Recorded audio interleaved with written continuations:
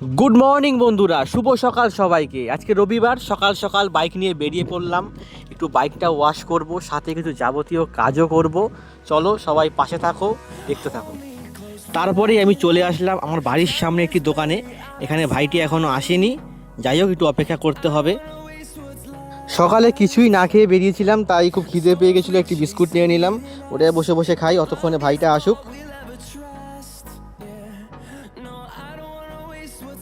তারপরেই আমার গাড়ি ধোয়া শুরু হয়ে গেল। যাই হোক, খুব সুন্দর করে গাড়ি ধোয়া, এখানে ভালো লাগে।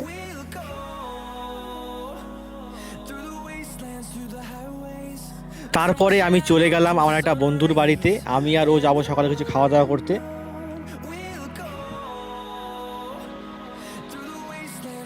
তারপরে আমরা দোকানে গিয়ে রুটি, তরকারি, চা নিয়ে নিলাম। এটি আমরা সকালে ব্রেকফাস্ট হিসেবে খাবো। সকাল আমরা এখানে চা খেতে এসেছি, সঙ্গে আছে খেতে এসেছি। পৌরসভার সামনে, লোকেশনটা দেখে দাও। তারপরে আমরা এখন বাড়ি যাব, দেখা হবে আবার নেক্সট ব্লগে।